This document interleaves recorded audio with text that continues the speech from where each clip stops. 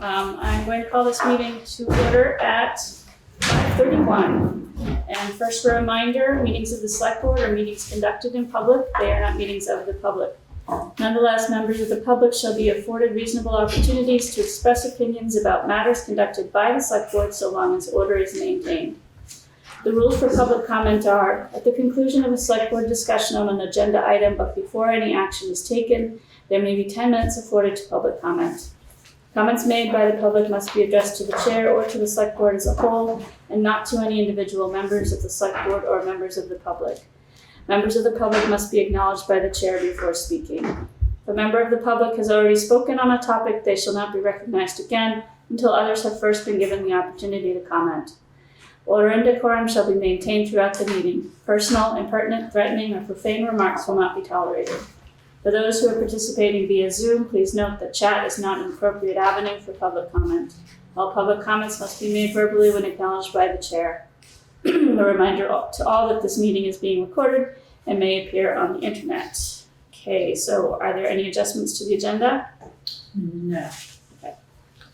Make a motion that we approve the minutes of June 29th as presented.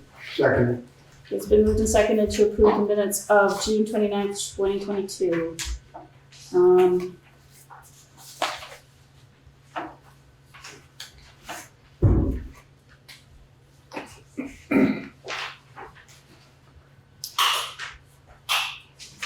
I think there was one thing that I saw, but I don't see it now.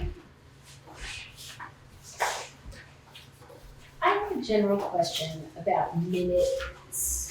Where do we keep track of business that is kind of on the burner, on the back burner, but maybe not going to be addressed in that particular meeting? For instance, like the policy for membership for committees, that's a good example, right? It's like, but I've noticed it with a couple other things too, you know, like things that we talk about and then they fall off the agenda. Yeah. And I wonder if there's a way to do that, keep that on. So under old business, Under Unfinished maybe. unfinished business. right, we would just have to Can we just keep it there, and even if we're not ready to talk about it now, like, so we would just say, okay, for example, the policy on membership, that it would still be there, but when we got to it, we'd be like, we're not ready to talk about that now, but we want to keep it on until the next time. well, it kind of clutters up your agenda, and then if you're just gonna table it, it's kind of like, you know, we can make a list of, you know, unfinished business. Right. Does something need to be tabled? Is that what the process is, that if there was something listed there as unfinished business, we would just table it? Yeah, I mean, people might have the expectation that we're talking about it, so they may log into the meeting or come to the meeting for that purpose, and then if we're tabling it, then it's not necessarily fair to them. Right. If that's the only reason they came. Although Right. I personally feel they should watch the whole thing, because we're cool. Any other ideas about how we can keep a tab, running tab? That's a good point, and I thought about that myself. The only way that I can think of it is to make a list. And I don't know And who you should would put a time frame on keep track of. these items, Right. so they're not carried over month to month, or, Right. It tends to reside for the most part on a whiteboard in the town manager's office is where things like that right, are. Which is better than stuck in my head, which is. But that doesn't give you access to it in the way that I think you're thinking. Right, and some of the things like the policy for for Membership example, this policy. membership policy is not Right. really one of Karen's responsibilities as much as it is mine. I took it on. So I think, I just wonder if there's a way, I don't perceive it as cluttering up the agenda too much to have some place where we record that, but I do understand that we don't want people to attend a meeting thinking that we're gonna Right. discuss that. right. So I'm open to suggestions. I would suggest that maybe we have an ongoing list that is sort of an addendum to the agenda. Because Maybe it's part of the packet. if you might be surprised. How long it's gonna get. Exactly. Yeah. You'll fill a page with it quickly. Well, I would like to have not a page necessarily, but I would like us to, it would work better for me to either say, okay, we're done with, we're not really dealing with that, but, or it's off the list, than to have things get lost. So sometimes when we discuss things, I don't feel like we say, okay, well, we're done with that, but we just kind of, another example of that would be like the ordinance around, what's it called? Clutter. Not clutter, Oh, but not junkyards either, but yeah. Blight.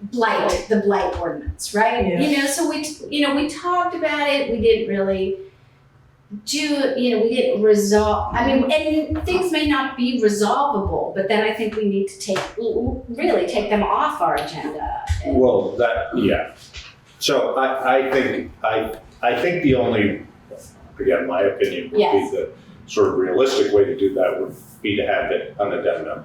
Because I just don't think, again, I think if each of us came up with all of the things that we've talked about, then Right. and I think what you're asking for, and I agree, and it's what we need to do, is we need to keep those things moving along, but we can't talk about them at every select board meeting, and I know that's not what you're suggesting. Right. So having a sort of a running tab of them somewhere Right. would be good, and whether that's just an internal document, I'm not sure how to best do that, but it's an amazing amount of stuff. Well, I think maybe really- what I would propose we do is that, that we don't have to put everything on that, but if one of us say, let's make sure that's on the addendum, that then we get that addendum rolling. Like, we don't have to do it for every conversation, but that there are some things I think that we should note that they're still alive, they're still on the, so I wouldn't expect you to create this list based on the conversations that we have. I think it's our responsibility to say that that's an issue that I really want to put on the whiteboard, on the select board. I think it has to live with somebody though, so it would That either would be, live that would be with Karen. Karen, Yeah. Right, but I don't think it should be her responsibility No, to it's just- create it. Do you know what I mean? Well, you have a clerk, so. Ta-da. There you go, Erin. Oh, is it? Well, Peg, do you envision that if an item is on this addendum, but one or more of us wants to put it on the agenda, that it could be lifted or moved Right. from there to the agenda? Right, Would we Yeah. need to have a vote on that, or would? No, if any one of you can suggest something to put on the agenda, so Yeah. hopefully, the idea is that the agenda comes out on a Friday or Saturday, and then everybody has a chance to look at it, and then you can say, hey, my thing's not on the list, or Right. I'm ready to talk about the policy Right. again, or, I had a conversation again with somebody about the blight ordinance. So I think there are two things on this list right now that just were in my head that I happen to remember.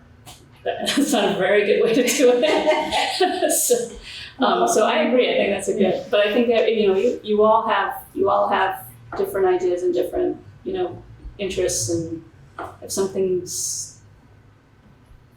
needs to be talked about, you should definitely put it on the agenda. The Well, at work this session jump- too, your work session. So we did a lot of work that night. right, So that's stuff that we don't want to forget. right, So it needs to be, it's in the minutes, right, but right. Well, at this juncture, are we supposed to put the agenda together Like, who puts the items on this, I mean, the addendum? The addendum? Yeah, who, Why don't, I mean, it sounds to me like if everybody has ideas, somebody can send an email? email to Yeah. Karen. Sorry, Karen. Must look at you want to me.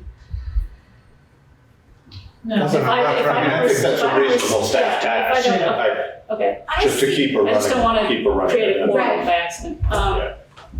I see it more like, I think it's more likely to fall off the agenda if we have, I see it more like when we're doing something in our session and it's still alive, it's still something that's active, that we request that to be put on this addendum, if that's what we want to call it. Okay, but I mean, we probably have like the policy, the membership policy and other things. I'm sure there's other things that have been talked about recently that we just haven't thought to put back on, that we could start an addendum Yeah, for the yeah. next meeting. Yes, And it could, whether it's, or it could be, unfinished, or, it could be an select board ongoing tasks or something like that.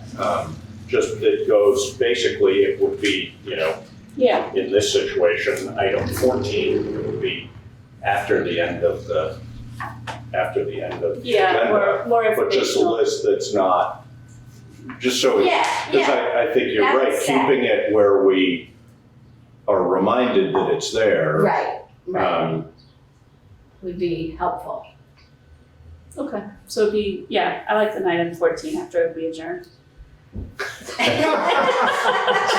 So ongoing select board tasks, Right. or Yeah. ongoing select board work, or Okay. Right, Issues. concern. ongoing issues, Yeah. projects, yeah. Thank you. Okay, so, back to the minutes. Did anybody see anything that they needed to correct for the June 29th, 2022 minutes?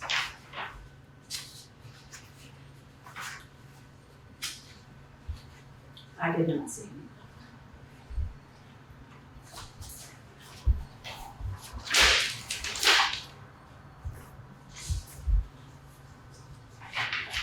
Anybody else?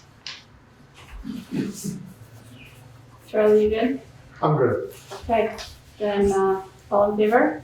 Aye. Where are we? Okay, next is warrants to the treasurer. Make a motion that we approve and execute the warrants to the treasurer upon completion of review. Second. So it's been moved and seconded to, approve and execute the warrants to the treasurer upon completion of review. Karen, you're up.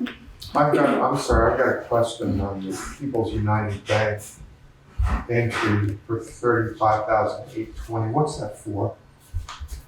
I'll get to that in Yeah. just a second. Okay. So payroll warrant dated July 15, 2022 in the amount of $24,378.53.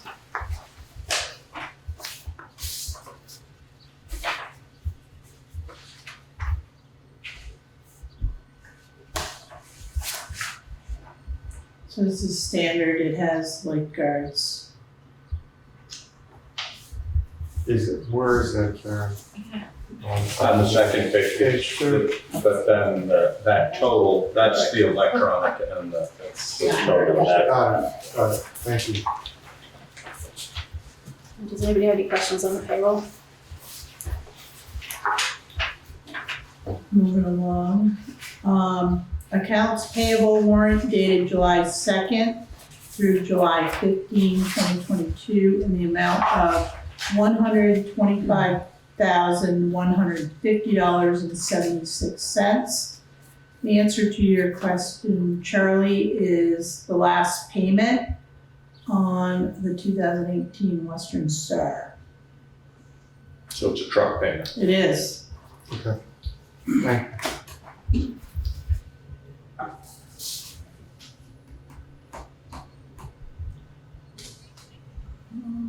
else have any questions on the accounts payable?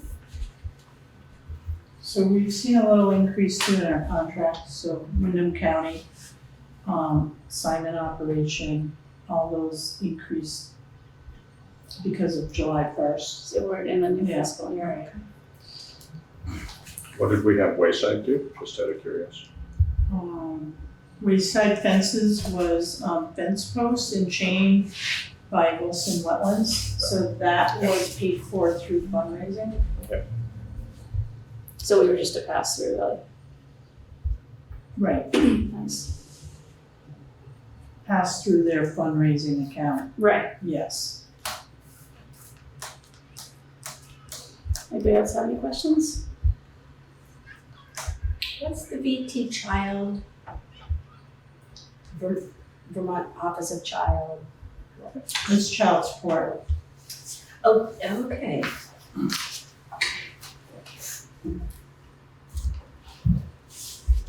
Those are Right. garnered wages. Yes, yes, essentially. yes, Right, I get that now.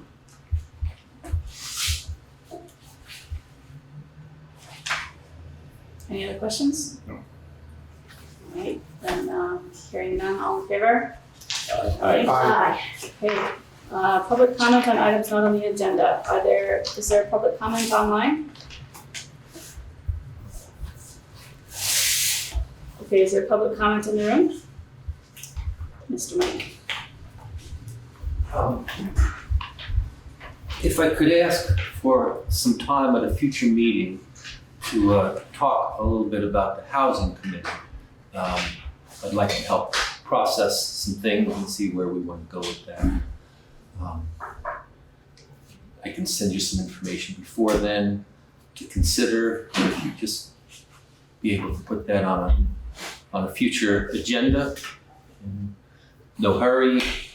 And I would share that we're trying to set up the next meeting at which Representative Tom Stevens will attend. And Tom is the chair of the House Housing Committee, Housing General Military Affairs.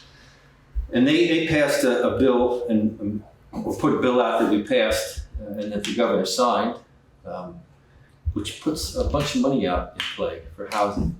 So he's going to give us an update on what's out there, what's available. And subsequent to that, I think it might be helpful if we had a discussion and see if there's a direction, or even if we want to continue the housing committee. So if you could just consider that for the future, I would appreciate it. You did ask for that to be on the agenda, so I apologize. No. When is your next meeting? We're trying to figure out. All right. We're doing the scheduling shuffle. I hear you. Mm-hmm. It's kind of like the hokey pokey. Yeah. But it's not what it's all about. Do you think you Are you sure, Mike? Yeah. It's so bumper sticker like that. What if the hokey pokey's not what it's all about? What if it is what it's all about? That's even more scary. Do you think you'd meet before our next meeting? Probably not. Okay, so maybe 4 weeks from now. 27th. Yeah. Is there other comments in the room? Is there any public comment online? Going once, going twice. Okay, moving on to town manager's report. Priest Road, Open Brook Road, and East Putney Falls Road are now paved. There's shoulder work in sure packing. The driveways need to be completed. I did take a ride out to Priest Drive and East Putney Falls. And it looks good out there. Brian has some more work on Priest Drive. So we'll see how that, there's quite a swale there coming down the hill. Yeah. On the left side as you go up? On the right going up. Oh, okay. Mhm. Okay. So, but it looks good. Basin did a really good job. Good. So we're still waiting on engineering plans from Ron Bell for Cemetery Road. That still has not gone out to bid. Alice Holloway and Carol Brown Way, I did get the traffic report late last week, so I will have that for the next meeting. But it's all, it looks a lot better. It has all the details and the data, Nice. including the bikes. All about the bikes. July 27th, I'll have meeting, at the meeting, end of year reports for this past fiscal year.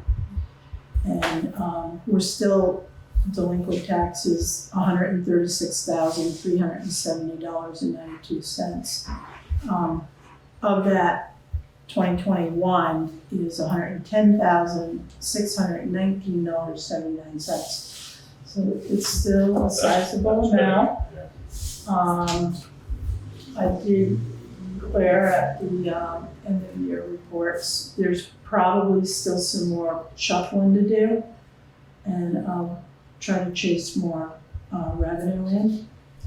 But Where does that leave you as far as tax sale is concerned? so this is my thought process. So our policy states for tax sales, if you're 1 year in arrears, you can go to tax sale. Because of COVID, and since I've been here, I've been doing it every two. So if you're 2 years behind and you don't have an agreement with my office, you're gonna go to tax sale. People had the option to apply to Vermont Housing Assistance Program. Some people did, so their taxes were taken care of, or their utility bills, water and sewer, were taken care of. So that helped a little bit, but I can tell you right now, I have 2 properties that are delinquent 1 year that are almost $40,000 for 2 properties in town, Each of them? Or it's joint? Combined. jointly. But, $40,000 would help with my deficit right now. Have those people made an effort to work with you or not? One has, and the other one, I sent them information. We send a little cutout in there with Vermont Housing Assistance Program phone number and the website to go on, because we can't apply for them because they need certain information. And we are still waiting for a couple to come through, but they're not gonna cover the deficit. So I will continue to do that because we have until the end of August. So hopefully we can break even. Karen, Mike? Karen, is that a higher amount than in the past? No, actually, it was almost, I can't remember. if Well, the it was- 2021 is higher, I think, but the Right, But it combined came- current is yeah. not. it came down quite a bit from February. February I was nervous, but it did come down. People were able to, get assistance, So which helped. They're accessing that fund. Yes, they are. So, and, If we need to continue it, then I can advocate for that. right. I'm trying to encourage people that are 1 year delinquent to at least apply and see if they can get the assistance, because it would help them and our operating budget right now. And the new bills most likely are gonna go out tomorrow. Yes. Yes. So, so I'm gonna stay optimistic and just see what happens. Okay. Have till August. Right. Yeah. So Sand Hill kiosk, I just wanted to mention that Wilson Wetlands Committee has installed the informational piece to the kiosk. I don't know if you can see that, Austin. They did an excellent job. Looks nice, yeah. Yeah, If you haven't been by that, I would recommend you take a ride by. I like the fence too. But they, Yeah. yes, You know, I think it all around looks much less like a place that invites you to come and unload your carpeting or whatever it might be, which is Right. good. So my office is busy with 5 different grants right now, so there's a lot of money out there, Mike. It's like, it's all good. So the town plan, the V-Trans sidewalk, so we're coordinating documents and contracts to secure the consultants. We have a wastewater valve exercising grant, which is a 3-day exercise. They come down and work with Simon's operations, and they turn the valves to make sure they work. And I don't know when the last time that was done, but they're gonna do that. There's no cost to the town. And if they don't turn, who takes the cost out? I know, I'm a little nervous about that, Yeah, Josh, okay. because, you know, if they haven't been done in a while and something breaks, Right, then we're gonna have to fix it. it's gonna have ARPA all over it. Right. So. And like I said, I don't know when the last time that was done. So FEMA, I have not seen any funds come through yet. Other towns have been receiving funds, so I'm thinking it's gonna be happening soon. And then July 27th, the board will see from the Conservation Commission, the Flood Resilient Communities Fund. So they received 3 proposals they're gonna review and then make a recommendation to the board on the 27th. And then we also received the structures grant for the culvert up on Westminster Road. So that'll be in front of you on the 27th as well. So this is that kind of pre-emptive, you know, this is what you're gonna be doing. But don't forget this over here. Let's see, what else? And while Mike is here, we were talking about housing. So I did attend the Vermont Community Development Association spring conference up in Barre, Vermont. And basically, 279 million is coming for housing development. And Vermont does have some old infrastructure, and like the median age for Vermont is between 40 and 45. And there's an increase in homelessness, and you know, the age of homes are like 1974. And 69% of housing in Vermont are 1 to 2 person households, 34% are owned homes, and then 51% are renters. So, and I suppose what's left are homeless, perhaps, you know. So there is an imbalance, and people need to, you know, really start being creative. And like schools and hospitals are trying to get workforce people into their communities, but there's no housing. So they're becoming developers as well. And so basically, you know, the bottom line is, you know, we as a community have to understand who we are, what we have, and where we want to be with housing. And we can't just shut that door. No pun intended. But, so there's a lot to be had on housing. You know, we've got to be looking at the equity lens, you know, for fiscal equity and operational impacts. You know, there's demand on zoning, migration, savings, you know, buyer financing, labor, and supply chain for materials. So, you know, we're hearing this, and we're going to keep on hearing it. And if we're not listening and being proactive,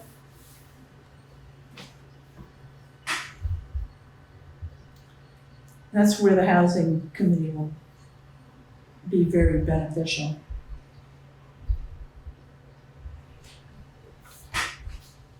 Do you have any sense, Mike, that 279 million, what kind of time frame is distribution of that and expenditure of that proposed, do you know?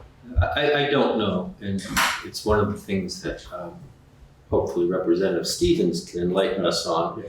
But I will say, as an aside, as you know, the ARPA money, there's some flexibility with it. It goes for several years.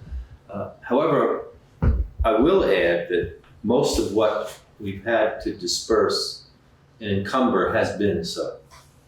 And we're actually anticipating a lean budget next year. So if you can grab money this year, it's a good thing to do. And one of the things that I just to put out on the table, the town of Morrisville, a little bigger than us, 5,000, took it upon themselves to make an investment in housing. And the idea was they hired somebody, and the idea was expand the grand list so we bring people in, but we don't have to keep our taxes level. And they've been able to do it for several years. I don't know if we're at the scale of that, but I would add that a volunteer committee can only do so much. Right. And another piece will be to query the town. What do we want to do? But I think the point was being made that Vermont as a state and towns are withering because we're not bringing new people in, we're not keeping people here because we don't have the housing. We're in an unusual position where we have more jobs than people to fill them right now. And it's a good place to be, but it's a little frustrating when housing is the barrier to that.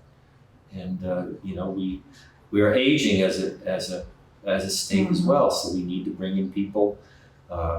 We can't expect Eric to cut all the grass and plow all the snow. We need more people here, and it's across the board too. Vermont also has the largest percentage of second homes. So how do we address that? Well, that's pretty concentrated though. For instance, Manchester, 60% I think, second homes. You look up into the ski areas, Stowe is not as much now, but I think that second home piece is concentrated somewhat and almost an entity of itself.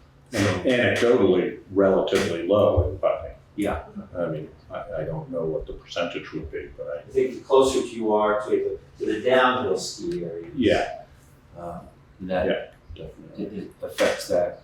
One of the challenges that we're looking at in our tax structure is to make sure that those homes get taxed at a rate that would be fair to people who live here year round too. And that's a concern that we're working on as well. Because there are towns, because of how the formula works, where people are paying a lower tax rate for a second home than on I don't know where we are with That's that. true. I'm pretty sure that's true here too. Yes. Non-residential rate is less than the homestead rate.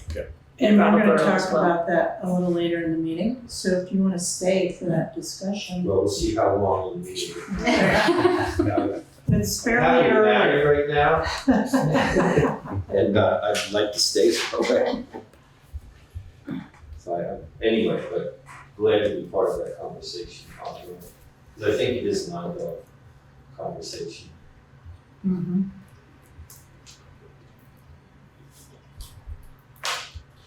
Okay, the only other comment I had is there is an ARPA committee meeting tomorrow at 4:00, and the agenda is posted on the website and in our usual places, so if anybody wants to zoom in, they can. Okay. Is there any public comment online on the town manager's report? Is there any other comment in the room? Okay, moving on to Selectboard items, new business. The first one is DVFiber broadband update.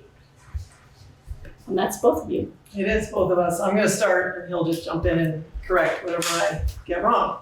My name's Trowbridge, and I am Putney's rep for DVFiber, which is the business name for the Deerfield Valley Communications Union District. And just a little tiny bit of background, there's 8 of these CUDs which were formed around the state, and they were formed as municipal entities in order to bring publicly owned and governed broadband to every last mile in the state. Putney is one of 25 towns in our district, and we joined in order to just be part of it because it's regional, and as you can imagine, you would hate to have this thing going all around Putney but not be available in Putney.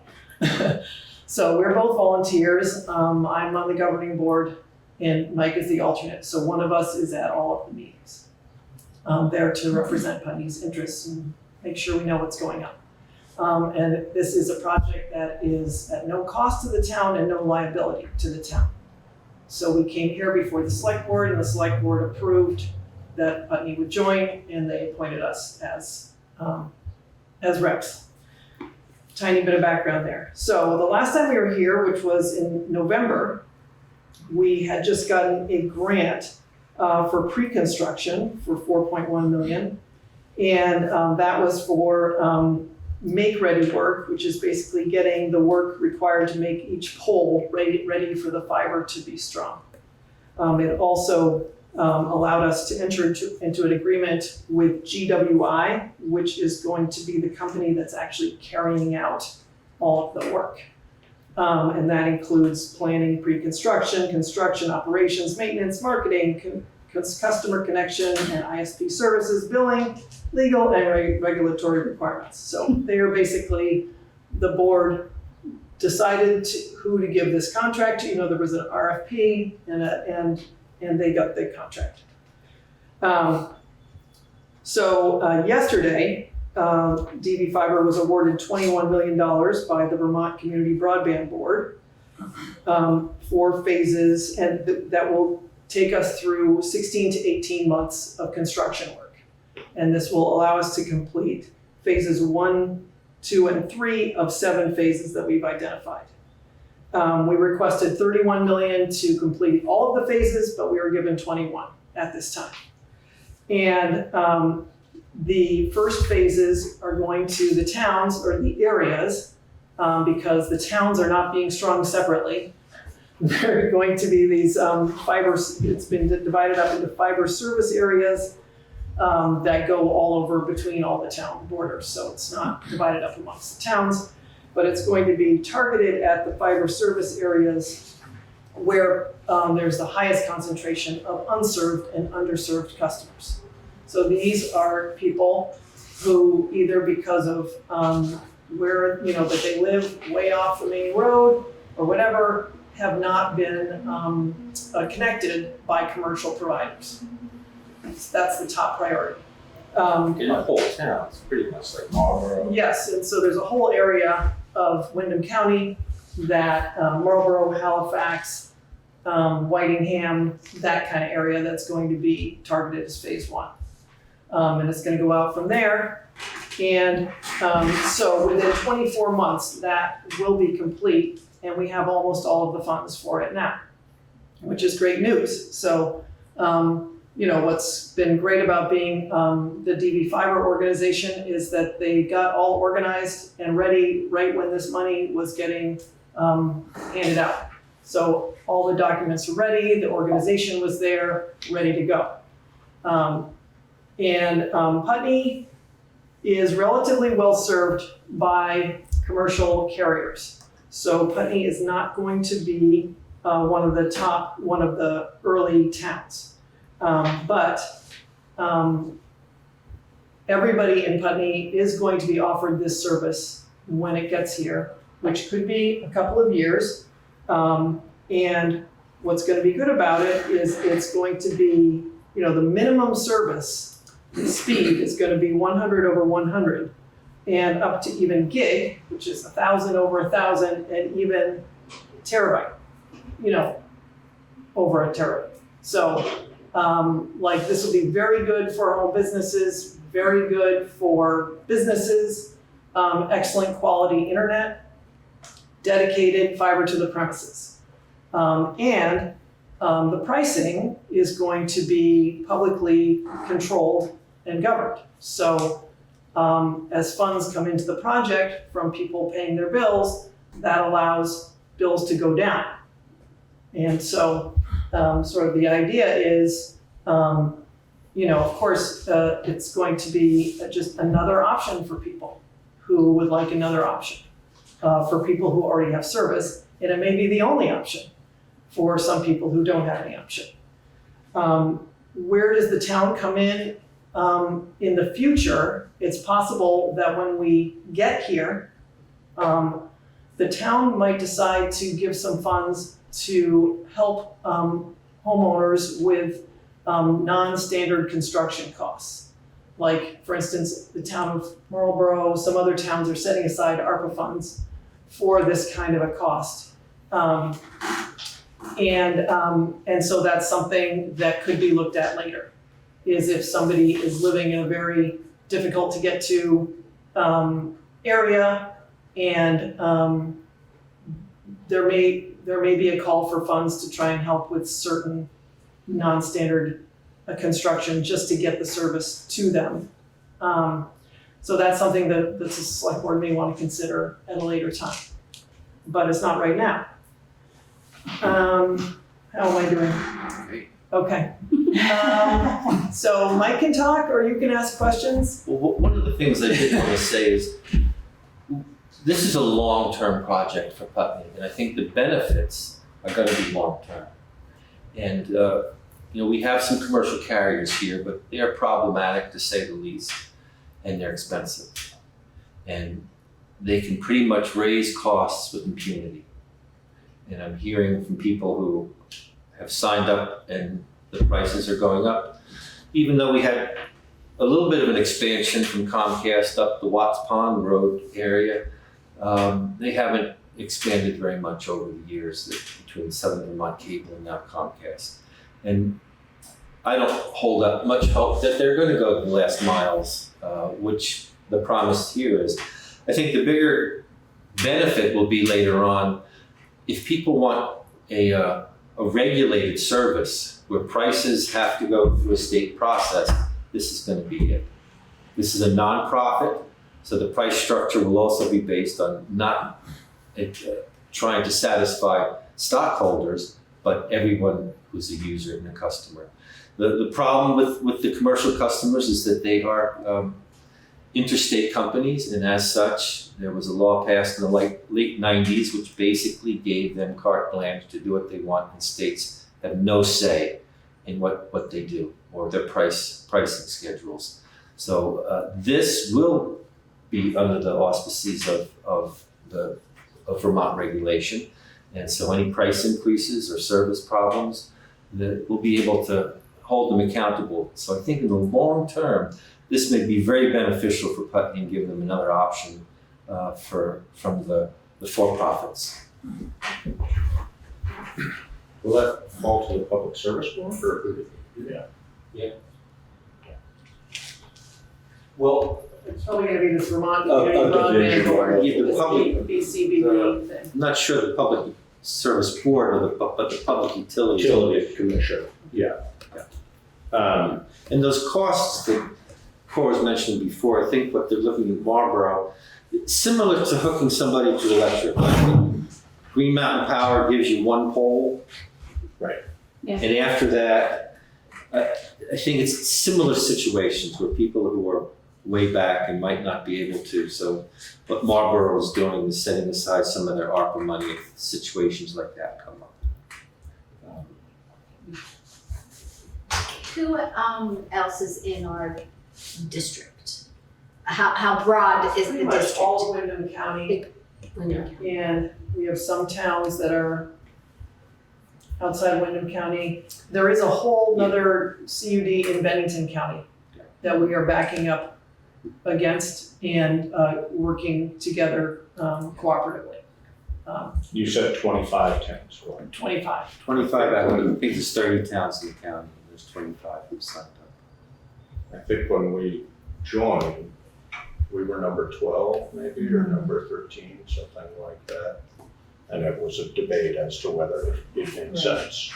So hopefully, is there an existing model that would give us any idea of what the costs are likely to be in the long term? I mean, are they gonna The be? model is the DVFiber up in, Norwich. Norwich. Yeah. Now 25 towns, I think. And that's been very successful. And financially, as far as cost of service is concerned? Yeah, I don't have what costs are off the top of my head, but I could find out. But the people who have the service that I know speak really highly of it, and it's voice over telephone, internet, and I don't know if they might provide television as well. But when you have, and they also have symmetrical 100 gig, so. With all the streaming services, you can have all the TV you want with that much bandwidth. Any other discussion among the board? Is there public comment online? Any public comment in the room? Can I Yeah, have go one more ahead. question? You said, Cora, that you have received, or that the organization has received about 21 of 31 million Yeah, that it needs. A clear sense of where that additional 10 is. I mean, is that gonna come in from somewhere, and if so, when and where, and how does that affect, I mean, is Putney part of phase 1 through 4, or are we more like 6 or 7? Yeah, I think we're farther out. I think we have more than 60% served right now, so we're We're in good shape. So, Yeah, it does say here, I asked Stephen for information on this. She said additional grants under the Infrastructure and Jobs Act. okay. So So we're likely to be able to, the federal government has made a significant commitment long-term, as has the state. Although the federal government certainly has deeper pockets. Yeah, but this is a problem across the country, Right. especially with rural, and the problem in urban areas is access, where people can't access it because they can't afford it, and that's something else that needs to happen. But across the country, rural areas are underserved, and there's some money actually even coming similar to rural housing money through the Department of Agriculture, because they recognize this is a need in agriculture. But there's several sources I think we can pretty much count on going into the near future that the federal government will be pushing money out for this. I also think, you could look at this also as a workforce factor, which is, with this level of internet service, people can come to the state and bring their business with them. spouse or, Bring their spouse who's gonna work remotely at their old job that they didn't leave. So it's a way of providing flexibility in terms of location, but also allows businesses here that may be having an online presence to compete.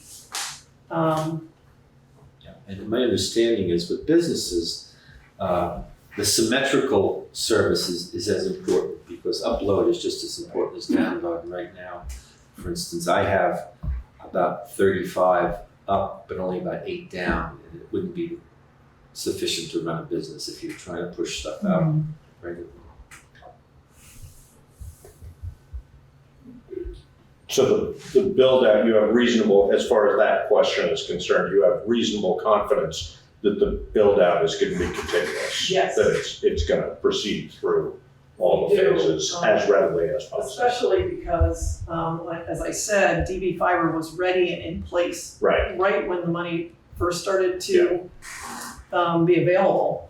And the organization has proven that it's really able to, make these requests and, present the documentation that's needed to be successful in terms of these requests. Also, we've had to buy the amount of fiber that's needed ahead, all of the supplies. So the organization is well positioned to get the additional funds. There's there's no guarantees, but, I definitely think it's gonna get to Putney. Good. Okay, Good. good. Any other discussion on the board? Okay, thank you for that. Moving on to the, And thank you just for the presentation, but Yeah. also the amount of work involved, sorry. Yeah. Trump what you were saying, but I'm sure there's a lot involved in staying ahead of that, so. it's good to hear that you're well organized. That's not always the case. So Not you in particular. Maybe. Okay, anyway, moving on, ratifying the 2022 municipal property tax rate. So in Thanks. your packets, you have a tax book report, which is generated out of the grand list numeric module. In the bottom section,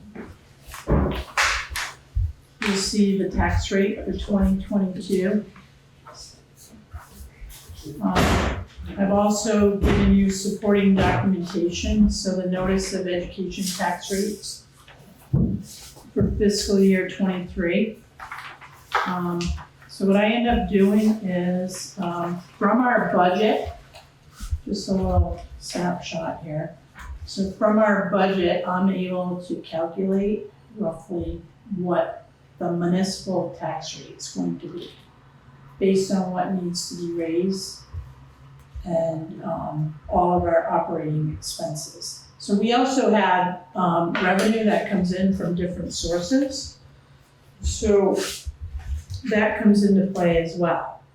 And then I have a fancy spreadsheet that I plug all these numbers into.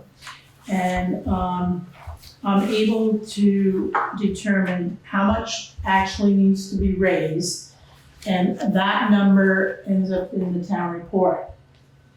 It's the first line item in the general fund and the highway fund. So I can tell folks that our proposed expenditures for fiscal year '23 will be $2,650,105. Anticipated revenue from other sources is $447,550. So the amount to be raised will be $2,202,555. There's also a local agreement rate, and that is properties that are non-taxable and veteran exemptions, which has to be made up, so it's a tax that needs to be raised. And that amount is $13,388. And that report also is in your packet. So I take all those numbers and then I plug them into the grand list and it calculates, the bottom line. So the non-homestead and the homestead obviously are different rates because homestead is if you're residing in Putney, and obviously you have the services that Putney offers, so the tax rate's a little bit higher than the non-homestead rate. The educational rates did go down this year. That's good. By 15 cents, which is a sizable decrease. There They did is, say they had a surplus. so the homestead educational rate went down 5 cents, and the non-homestead educational rate went down by 10 cents. So in half. Although the municipal tax rate went up by 11. So.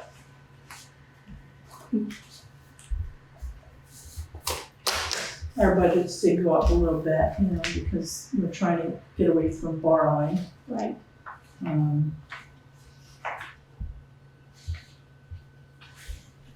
And operating expenses in general went up. So the bottom line is, the total homestead tax rate, this is municipal rate and education, will be 2.63, and then the non-homestead rate's going to be 2.46. And that's roughly equal to last year for both of those, is that right? It's only slightly higher for. Yeah, so last year, the total homestead was 2.57, and the non-homestead was 2.46. And I find it ironic that the non-homestead stayed the same 2 years in a row. So, These numbers that you are giving us now, are they here? And if so, where? I need to be able to reference them. Which numbers? No. the numbers You I can- just read off, Yeah, well, the 2.63, you can add it up. If they are here, so I need a little more instruction here. So, My so the tax bottom, book, the bottom of this, Yeah. Yes. here is a tax rate, okay? Got it. So you take the non-homestead Homestead. rate, that's the educational rate. And then you can take the 3 bottom ones Yep, and add those to Right. whichever rate you're going Got it. for. so. okay, thank you. Right, so basically, Peg, the municipal rate is the general fund and the highway fund, okay? Got it. And that's gonna end up being 0.8967 cents, right? And then the third tax rate, or the local agreement, is 0.0055. So the total municipal tax rate is 0.9022. So that's on the very bottom of that page, you have the third tax rate, you have the highway tax and the town tax. That all equates to it's 0.9022. Got it. So that number, municipal, Yeah, you add it to either the non-homestead, got it. if you don't live in town, or you might have like some business exemption or something. And then you take that 0.9022 and you add it to the homestead education. Got it. And that's where you're gonna get the 2.63 or the 2.46. It takes a little while to get your head around stuff like this. When we get into the budget too, these numbers are gonna mean more to you. Yeah. Right now, it's just, No, I just appreciate that, I just need a little bit more information to wrap my mind around it. something else I wanted to, point out on this tax book report, and this is like conversations that later I will be having with Mike Mrowicki. So where it says grand list, Mhm. so that's not 2 million. It's actually 245,623,400. So you gotta move the decimal over 2 places. I know it's confusing. But what I wanted to point out is the homestead and the non-homestead. See how those are so close? Those numbers are so close. It's like almost, split in half. And, there's different variables in there too, so I can't explain it without like teasing it all out. But That's, I would guess, and I don't know, but I'm guessing that would indicate an inequity in the amount of value of property owned by out-of-towners versus, because we don't have, like in Manchester, as he was saying, almost 60% of them are second homes. right, It's nowhere near that in Putney, but it would indicate that non-homestead landowners own much more valuable properties, because I'm not sure what that breakout would be, obviously, but you're right, that is interesting, I Right. haven't noticed that. It's also a function of people not declaring homesteads or not doing it on time. Yeah, So I mean, this number may go down over until whenever it stops, Right, so September, October. this tax book. the report- HSA, Yeah, the HSA 122. exactly, yeah. Yeah, Yeah, these numbers are gonna fluctuate throughout the year. yeah. The other report you have in your packet is the Form 411. So Putney as-built grand list. So it shows you basically like residential to, seasonal. It doesn't really, it doesn't tell you actual like, second homes. No. But what I wanted to point out is, so there's your veterans exemptions. And moving down to the bottom, towards the bottom, so the current use, so there's 86 properties in current use at a value of $14,936,000. So with current use, some of their value is exempt based on, their filing for current use. So that too has to be made up, by the community, the taxable properties.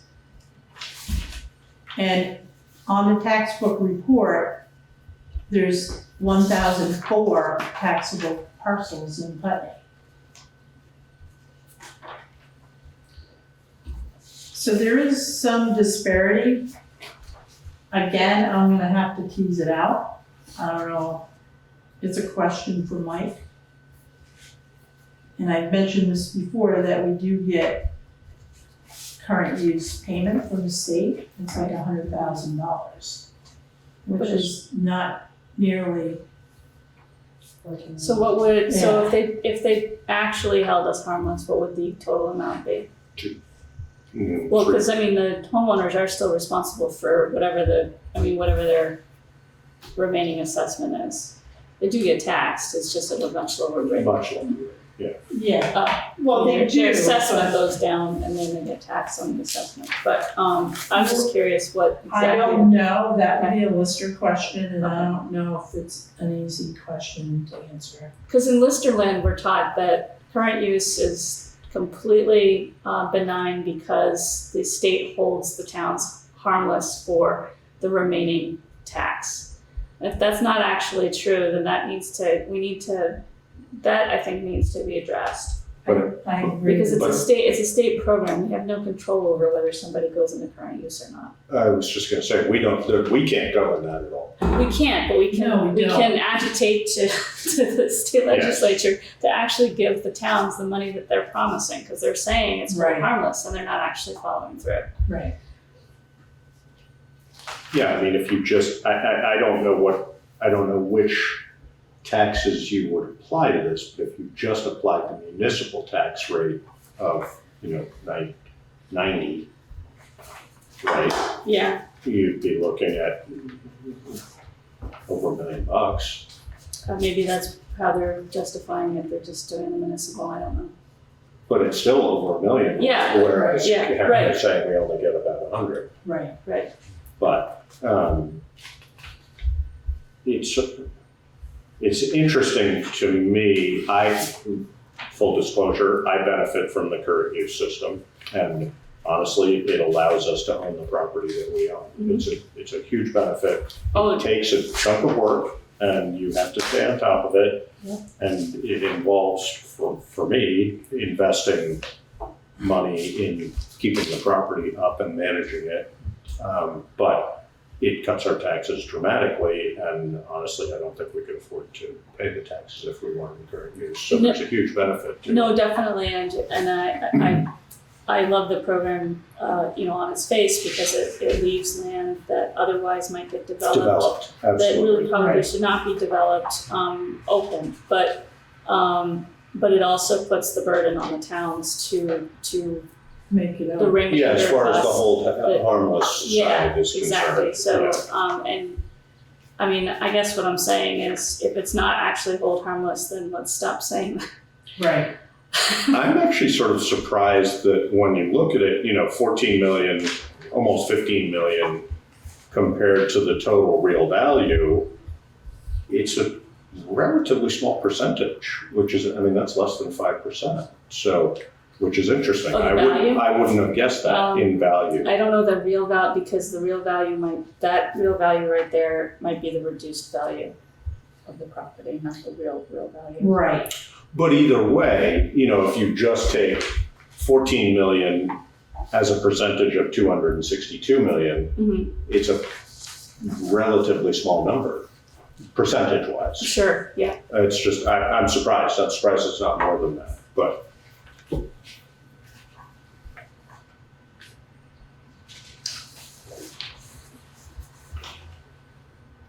So that was just an observation, but.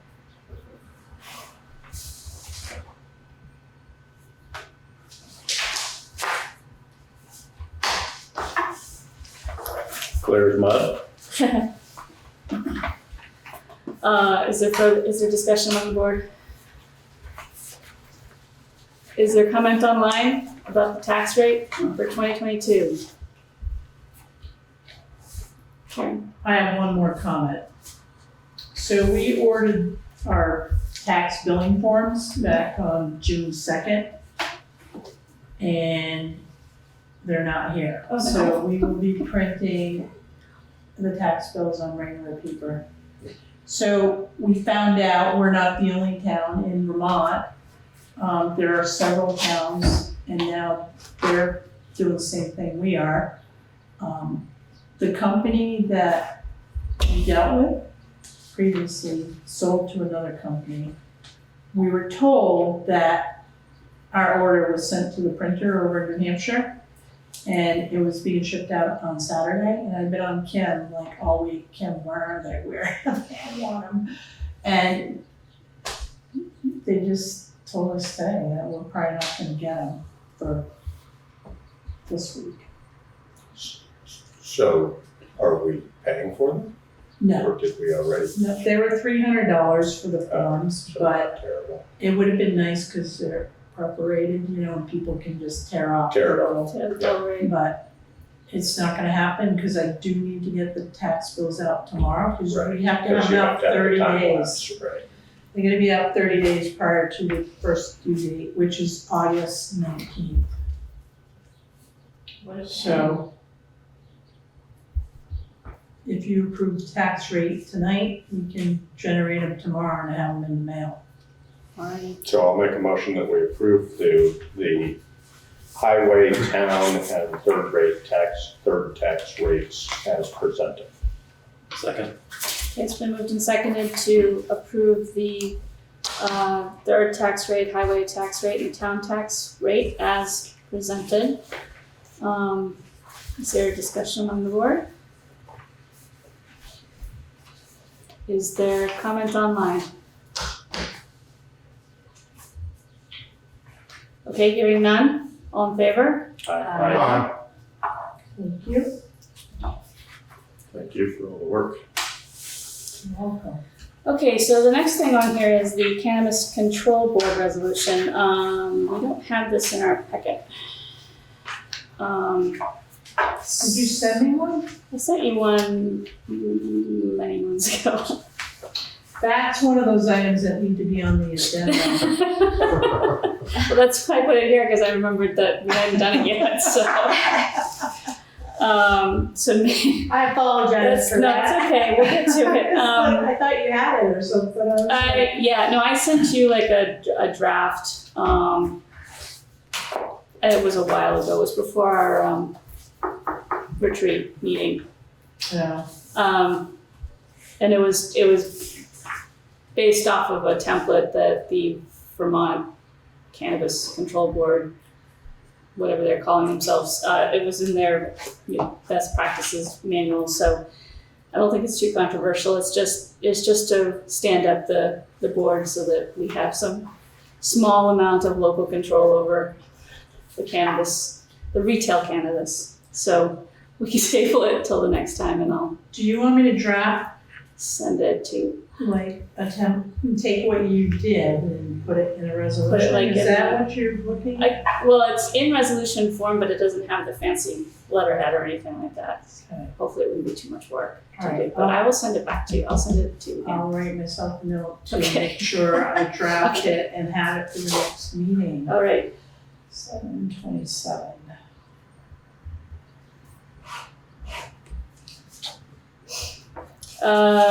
okay, so moving on from that one, select board unfinished business, Putney Fire Department pontoon boat. I just want to report that I do have one appraisal. And we're trying to get a second one. The boat hasn't been brought up, it's a place in Rockingham. So I think I would like to table it until we have that second appraisal. And, because we're gonna potentially put it back out to bid, I think that should be a discussion in executive session, or at least not announce any numbers. Okay. So you're hoping for another quote before that? Yes. Okay, so we won't do that tonight. No. Okay. So does anybody have anything further to say about that? Is this board feeling two is enough? I'm not sure we're gonna be able to Two get assessments? three Yeah. appraisals. Yeah. That's fine. All right, I mean, I'm fine with it. yeah. I don't know how we get more than that. right. Is there comment online about the pontoon boat? Not seeing anybody, so moving on. Yeah, sure, sorry, I'm looking for the, Oh, Yeah. Vanessa? Yeah, whoops, wrong one. it's close. I raised my hand. Just a quick suggestion that might be the kind of thing that the fire department might want to submit to ARPA for consideration. This That's is, all. this is for the sale of an existing craft that we Oh, already sale, I'm have. sorry, I missed the sale part. They didn't say sale, I don't think, in the, I didn't see it. All right, never mind. Okay. All right, is there other public comment online? Okay, moving on to flags. This was another one that I remembered in the middle of the night that we hadn't quite finished. It had to do with putting up pride flags or other flags that we might want to fly that are not the American flag or the Vermont state flag. We had at the time kind of said we were just gonna all go outside and find a place to put it. We hadn't actually warned that we were gonna do that. So I guess I'm just gonna start that there. I think at the time we were thinking that it would not go on the flagpole in front of the town hall. But maybe on the side of the town hall or some other public building. I'm not sure exactly what we were thinking, Karen. I know there was discussion about a resolution of some sort. Related to flags. Determining how, which, and I don't know if any other town has a flag resolution. I know some towns have political sign resolutions, so it might be on the same, I think we need to do a little research. I don't know about towns, but I know that Bellows Falls specifically made it clear that they did not want extra flags on the flagpole itself. And in the opposite direction, BUHS said, yes, absolutely, let's put it on the flagpole. I think we were talking more about a separate space rather than putting it on Right. on the actual flagpole. So if we stay away from that, I think that would invite less controversy. And I don't know that we're against displaying a pride flag or a Black Lives Matter flag, for the month of whatever the month is. If we're to do that, we need a dedicated space. That's my understanding of the conversation that we had before. I also feel you should have something in writing, because I can just picture somebody like walking down a street with a flag and wants to put it on that pole. Yep. No, I brought up that question Yes. of the Boston Yes. ruling, which the courts held up Yes. that they had to fly the flag, so, for a satanic group. So I think Right. we would wanna have, we would at least need to make it very clear, but then this becomes a political issue, if we would need to make it clear that it's at the discretion of the select board or the governing body. Right. But then we would, and I'm definitely in favor of us having flags Right. flying for the months that they're promoting Mhm. something, and or some permanent flags if we choose that. But I do think it does open up some political liability for us that we need to be thoughtful about. So what it might be worth seeing, I don't know whether the VLCT would have a recommendation on this. They must. I can't imagine it's not a question that it's a question that hasn't come up. I mean, in it's, other towns, so. let's just make it not about flags, nativity scenes or other things. I'm not sure how those, Public Then- displays on public property. yeah. Right. So, yeah, maybe they do have something. Displays. It's definitely been an issue in other towns. Yeah, absolutely. So, I know Barry in particular, because I know somebody's on the Equity and Inclusion Committee there, and they've done a lot of work around that. Yeah. So, but I'm curious what, Yeah, Swift, do you want to make a comment? Yeah, I was going to bring in Berry City because they do have a very detailed flag policy that their Equity and Inclusion Committee put forward. It talks about these situations of it's very detailed. It's great of what any flags, if we are going to special flags, and what they're called, they have two different policies. They have one that's specifically about including a Black Lives Matter flag permanently, and then they also have this a specific piece for special flags being flown for 30 days. So I think we could definitely adopt their flag policy or edit it a little bit. And the Equity and Inclusion Committee hasn't officially spoken about this or put a proposal forward. But we were talking about this in relation to Pride. We, meaning this group, with at our last meeting, having a Pride flag. I think Equity Inclusion will definitely go forward and put forward a vote and a desire, a suggestion to fly both the Black Lives Matter and the Pride flag permanently, and then see what other special flags come in.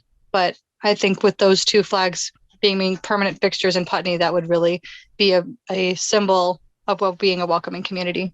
While it's small, it can be really impactful. So I see the benefit of having just taking a baby step of let's put a temporary flag and we put it up for February, Black Lives Matter for February, and maybe also for on a specific, on Martin Luther King Day or something like that, but also, or doing June, putting up a Pride flag.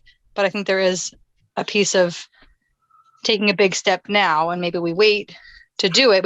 We do a longer process of doing it, but having permanent flags. So just putting that piece of do we want to take a baby step and just make something today that's okay, great, let's get a flag or two out on town property, or do we want to do a slower process of getting those two flags being permanent fixtures in the town? Okay, thanks. Heather, you have your hand up? Yeah, my concern would be that if we do for one, we do for all. And John had mentioned about a different religion wanting to fly their flag, or something that somebody else may find offensive. how are we gonna negotiate that? Okay, thanks. Okay. Can I read a piece of? Hold on, Swift. I just think that's why we want some information in front, I mean, to see Berry City's policy Yeah. and or get a recommendation from the VLCT, I think would make sense. Right. Swift. I was just gonna read Berry City's section there that they have about that. Special flags. Sorry, let me. Oh, I thought I had it right here, but I think I don't. Sorry. That's okay. It sounds like it might be a longer discussion, so if you do have stuff, I think it sounds to me like the Equity and Inclusion Committee needs to meet on this particular topic. And I know I personally like to see a resolution, modified resolution before me, rather than having to build it myself. So if that's something they could work on as well, that would be useful. I found it right, if that's helpful. I just wanted to get like that there is language in something that exists of these of special flag, approving a special flag, it shall consider, make determination at least one of the following criteria. And there's a number of criteria that are really clear. And then whether a flag represents a positive interest or value worth of public recognition and does not promote election-related activities, use city property to publicly criticize, ridicule, disparage, or defame any person or institution. And number 3, discriminate against persons or the basis of race, color, national origin, religion, gender, age, disability, ancestry, creed, pregnancy, marital status, and on and on. In that, please, no discrimination. So there's some language to it that is helpful, and I think that I would love to have a select person helping us with it.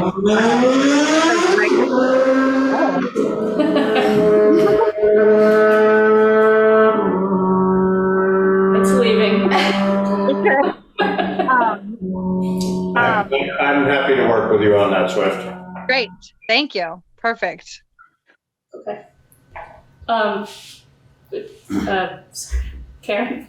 So just a small comment with talking about flags. So I think like flag awareness. So, you know, Heather was right. I mean, there are other events in recognition for like firefighters, the police, you know, so I think we need to really be thinking outside of the box and trying to bring everyone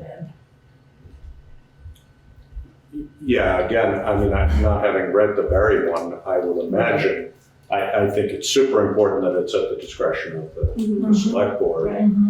But again, there are politics that can, and or legal aspects that can get in the way of that. But if we have a clearly stated policy, just like we've been talking about lots of things, then at least we can refer to the policy and, you know, would it hold up if somebody tried to shift it? I don't know. But if we don't have a policy, then then we're asking for trouble. But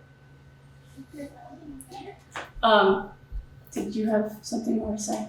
Oh, no, I was just hoping that the committee with Josh's help would bring us a recommendation, you know, as an advisory committee. Can you advise us as what some of the issues are and what you think what we might do? So. Yeah. Thank you. Yeah, I'll put it on our next agenda. We have a new member that's going to be joining, hoping to join, submitting a letter.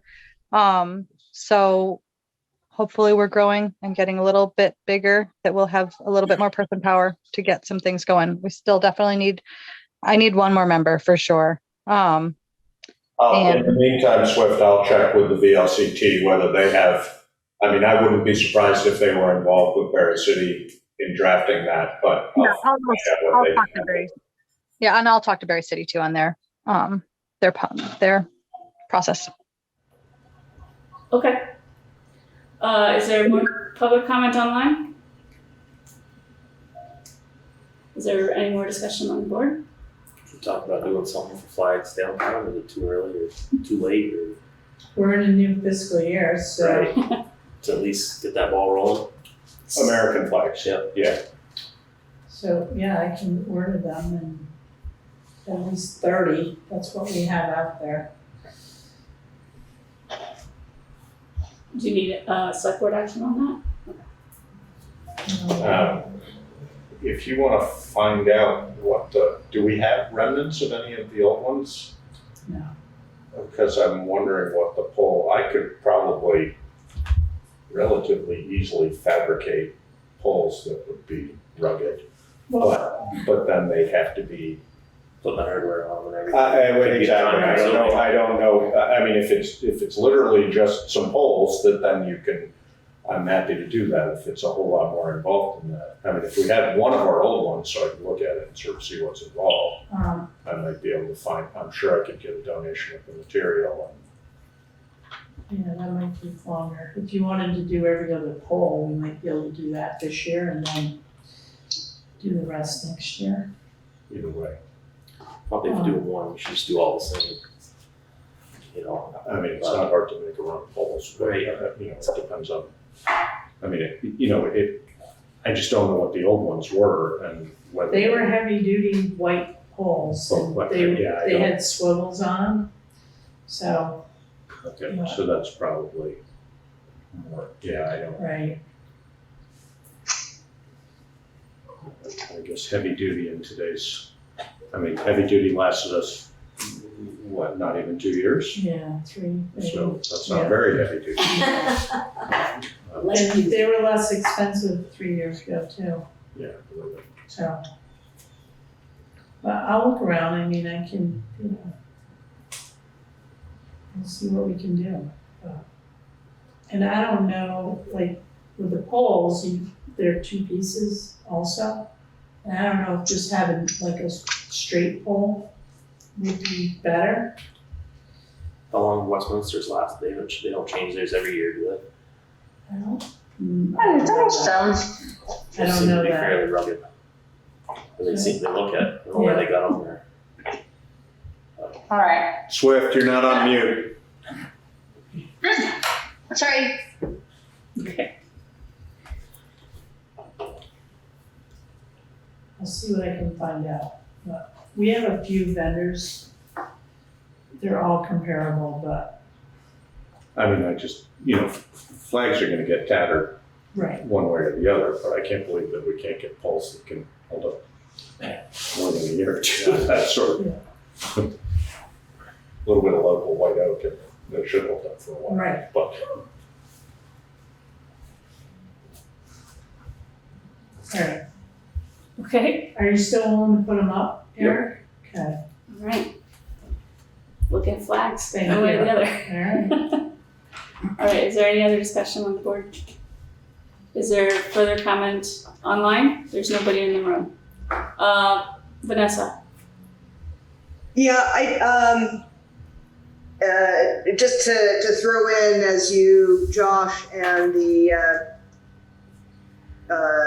Equity and Inclusion Committee discussed this, there's no reason, especially seeing what's happening in the rest of the country, to think that the select board couldn't end up being a majority white supremacist or anything else. And so just like the idea of relying on existing committee members to choose other committee members, your danger there is that you're relying on racist or misogynist or anything else to make decisions. So just to say that the policy should be really, really clear, and that if it's at anyone's discretion, maybe it should be at the discretion of equity and inclusion and not the select board.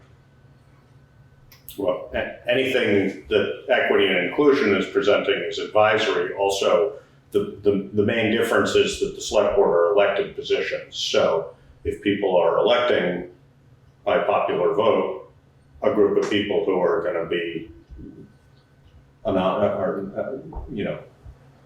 a majority, I I think your point is valid, but I think, but elected positions are important, so. And I guess the point then is that while we have the opportunity, then make sure that the policy itself is based in, not in hate and not in exclusion, so that whatever the makeup of the select board is, we aren't flying flags of hate.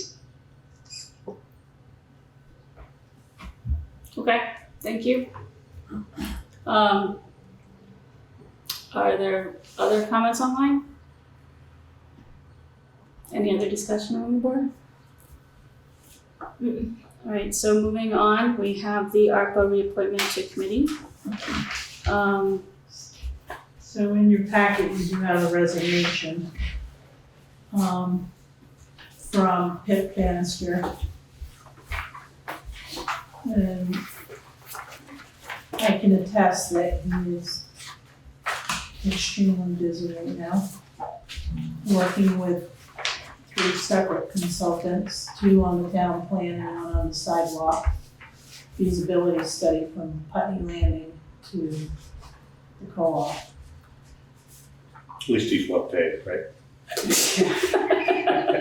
Yeah, plus Sorry, the I couldn't DRB, and, yeah, and I've been talking to Xerox about the zoning bylaws, trying to get them updated.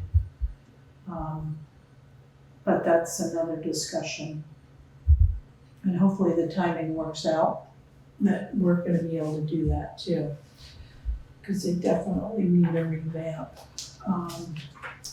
Also in your packet is, Vanessa Vadim's original request to be on this committee. She has since, taken her name off of that reappointment list. So Vanessa does not want to be appointed to the ARPA committee, is that correct? Vanessa? That is not correct. Okay.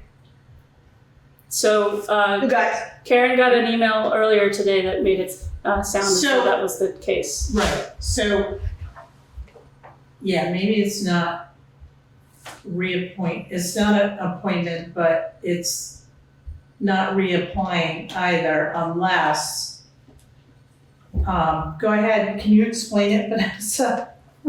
Do we don't have, Sure. we don't have a copy of it, Karen? Or do we? The letter. No, I just got it today and about, was it 2:46 in the afternoon?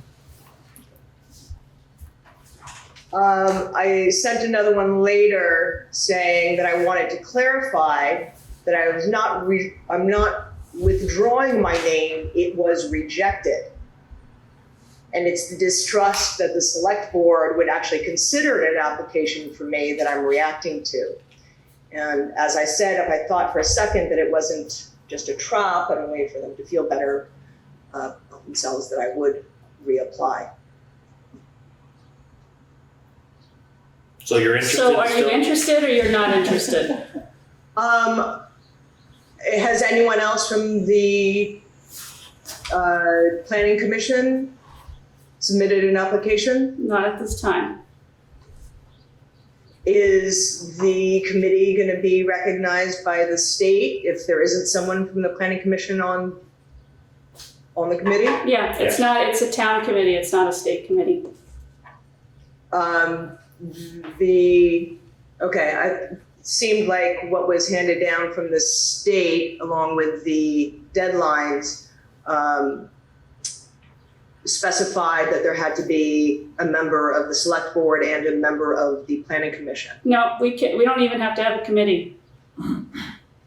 Alright. That was the select board that chose the member. Was either the select board or a recommendation of? It I think it was a template. It was a template and we Yes. thought, so it was, And because the planning commission is critical with town planning, and this money plus the town plan's being amended, so it was a good option to have a planning commission representative. Not critical though. Not critical, but beneficial.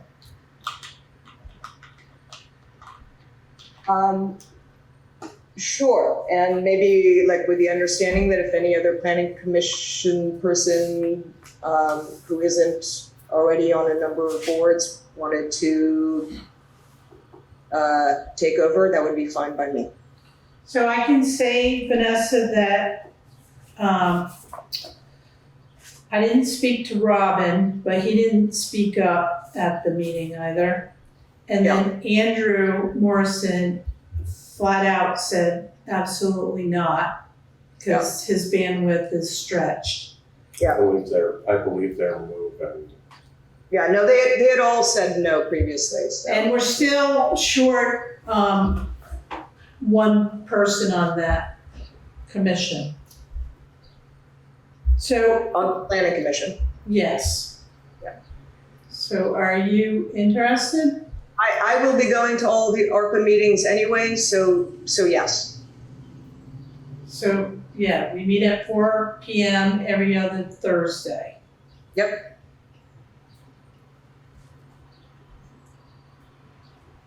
So I guess, Yes, please consider me. all right, so the And you board have has. my letter previously. Yes. I do. For May 5th at 10:54 a.m. On Thursday, May 5th. Just to clarify.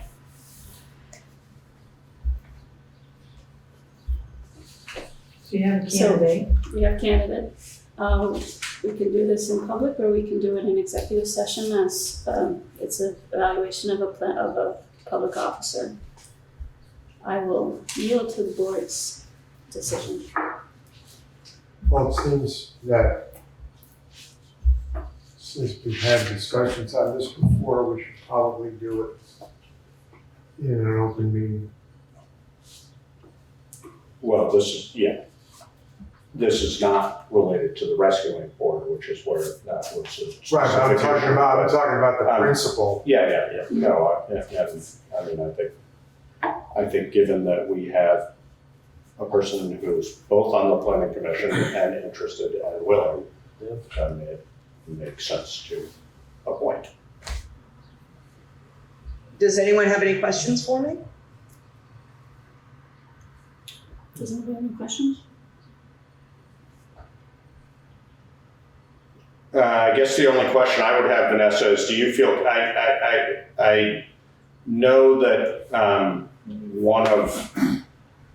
one concern some people has had is that you have come to a couple of committees with sort of a considered agenda that you're hoping to achieve. And I'm just wondering whether you want to comment on that as far as the ARPA committee is concerned. Do you feel like, I guess very basically, do you feel like there are any conflicts between your personal goals and what you would bring to the ARPA committee? I don't feel like there are any conflicts. I also would take, I don't agree with what you've said. I've come in to the Selectboard and to other committees always with if it's an agenda or anything else, it's to ensure that people are being heard, that conversations remain transparent and open, that a democratic process is being followed. But otherwise, unless you can tell me what it is you're talking about so I can respond to it, I don't have any agenda besides ensuring that our process and democracy and community is as strong and resilient and open as it can be. I guess I don't feel like I have specifics. I can be specific. Okay. So as the time that I was on the planning commission, at the same time as you were, there were multiple occasions in which you were openly against and trying, in my opinion, to derail a private land transaction between Wyndham Windsor Housing and the Gateway Project. And there was one occasion in particular where you actually put it on the agenda where you wanted us to rescind the neighborhood development area, which was not a process that the planning commission even had control over. But then I found out that you were either involved in or the founder of the Change.org petition that came out, which was basically asking to stop the land sale and to sell it to a private organization. I consider that a direct conflict of interest. Okay, so one, I haven't suggested a sale to any private organizations. And two, what I brought to the planning commission, and I have all the emails and the suggestion for the agenda, was that there are multiple residents who were talking about bringing actions of the Development Review Board, the Selectboard, and possibly the Planning Commission to the State Ethics Board and others. And what I said was, when there are this many conflicts of interest, it would behoove us to look at what the process entailed, how it was done, what legitimacy those issues of conflict have, and whether by continuing this way, we're putting the town in danger fiscally or legally.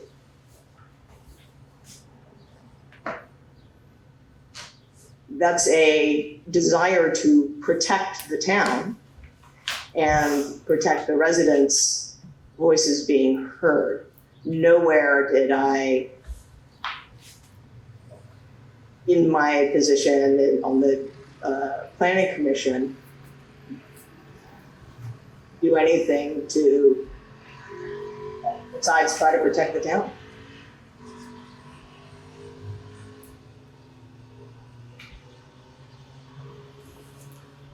And I'm happy to submit those emails.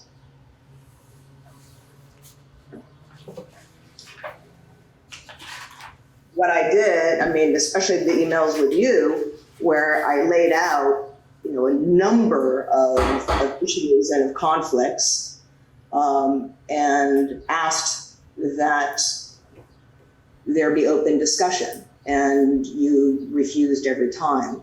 I'd be happy to read those emails in public at some point, Vanessa, if you really want to. I don't have them in front of me right now. But you're misrepresenting what actually went on. We can do that. All right. Is there further discussion on the board? Is there a comment online?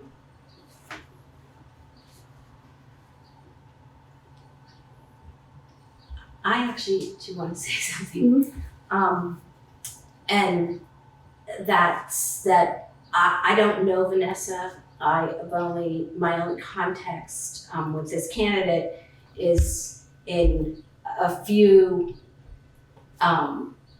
public meeting settings. And I'm anxious, it causes me some anxiety to think about Vanessa on the ARPA committee, because I feel anxiety with almost every interaction that I have had in these public meetings, and I don't I do not, I don't feel like I have the context, I don't have the history of what has gone on before I came onto the board.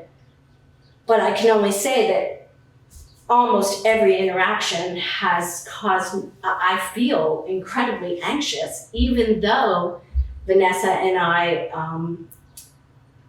espouse to be working, to be very committed towards, to the same things. But I just don't, so I'm just nervous. I'm nervous. I don't want the ARPA committee to fall apart because of conflict. And I'm concerned about that. Is there more discussion on the board?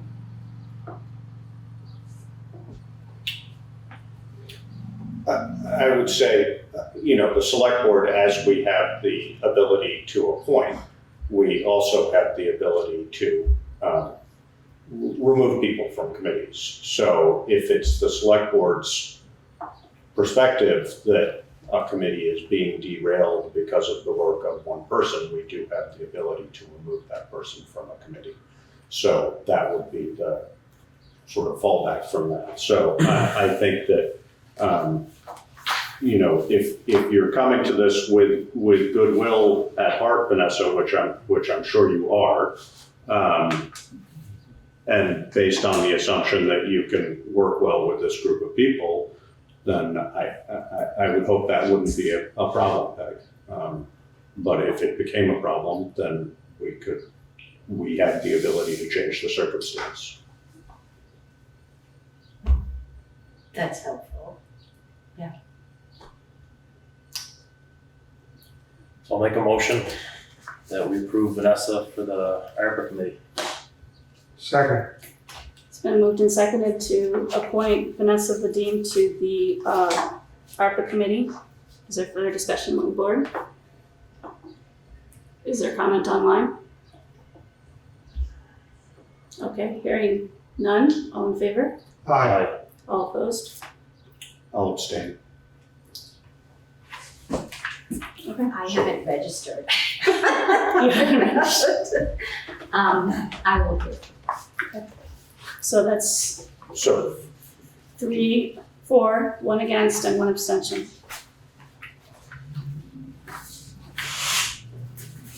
All right, so they're meeting tomorrow at 4:30?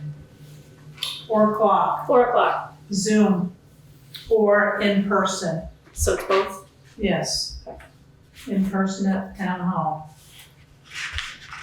Okay, so moving on to other business and closing comments. Is there any discussion on the board?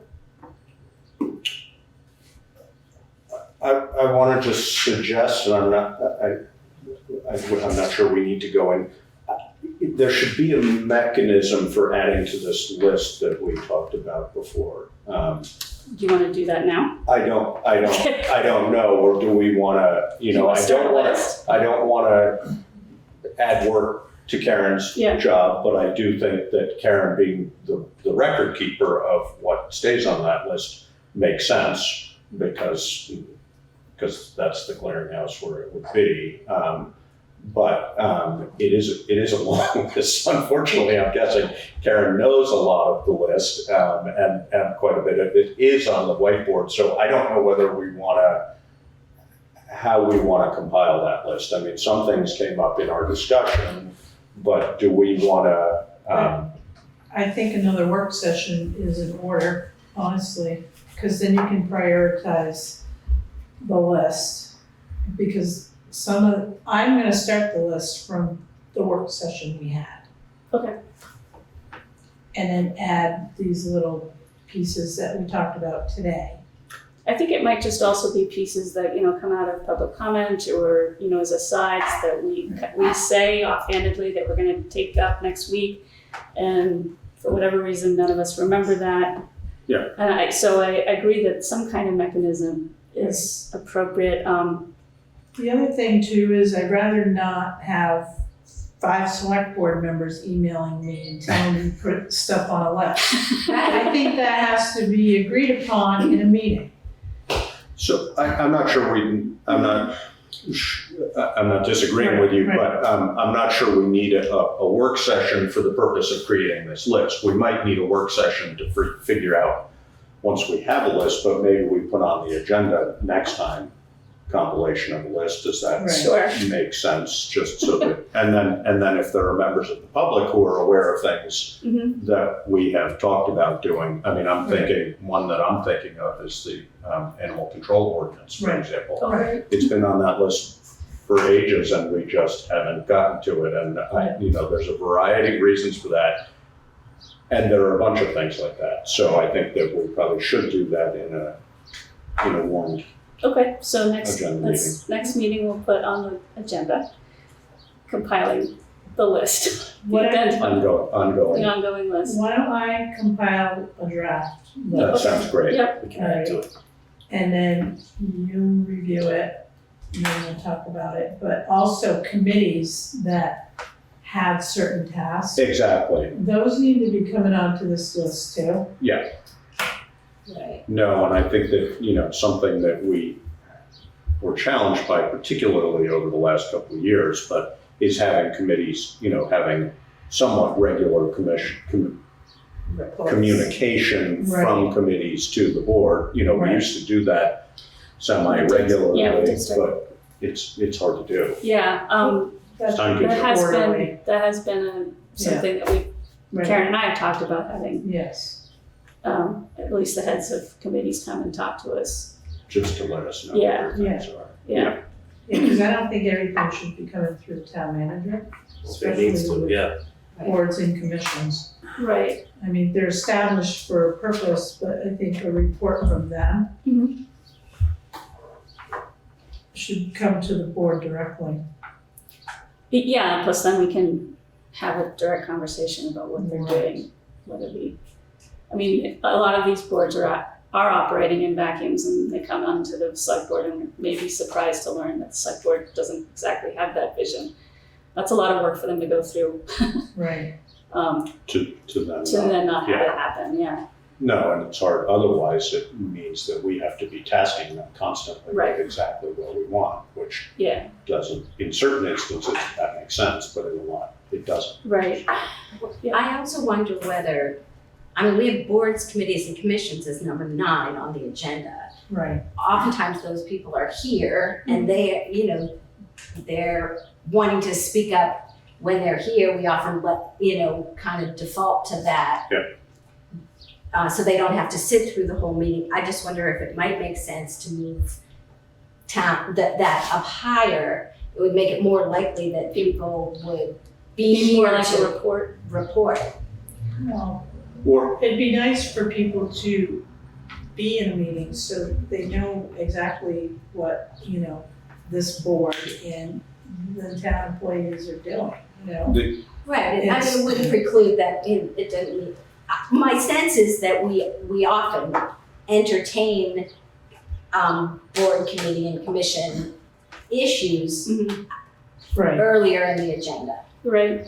and Well, they I could come agree, under- often those are under select board items Right. that Right. require action, and we do it then, but maybe we ought to start, I don't think we need to do quarterly. I think with certain groups maybe, and I'm just expressing an opinion here, but, I think maybe we try and have sort of a regular rotation of every other meeting or something, have somebody from a committee or board or commission report, so that we're getting that and keep it, it can be limited. It doesn't need to be long Right. discussion, but, I hear what you're saying though, if it's just a report, and I agree that people should stay throughout the whole meeting because we have to, yeah. but it is we're looking for a report, right? So it might make sense to have it either under the town manager's report as number 6A, or put it right underneath it as a placeholder. A board committee Board report. committee Yeah. reports. Can And- try it. We can always rearrange it if it's not working for us. So the other thing too, Peg, just when we have guest speakers, Yeah. and they're not associated with a commission or a committee, you know, I like to put them first, so they're actually not sitting through our town meeting. Right, Right. So we have to be careful about, you know, But I think that just out of due respect to the committee members, that's a reasonable, not these committee, right, not select board members, Right. but to, you know, I mean, yeah. I think we all agree we'd love to see everybody sit through these meetings, but I'm not sure that's fair, and they shouldn't be punitive in how we organize things. So I think having an opportunity to have that, I think you're right. Let's try it. Yeah, let's try it. You know, Yeah. and maybe we don't try it. You know, summertime is a hard time to get people in, and committees aren't particularly. So maybe we start in September. Or something, having. And of course, that runs up against budget season, but if we do it, if we make it a regular thing, exactly. Then it's, Yeah. you know, it's, you know, it's just information for us. I think Right. I don't see any downside to it. And honestly, also providing Everybody else, information yeah. for the public, which isn't, I mean, Right. obviously, all of these meetings are public, but they're And likely to be recorded. heard here more, so. Yeah, not sure how long people last through those meetings either. No. Recorded meetings. No. Okay. Is there other discussion on the board?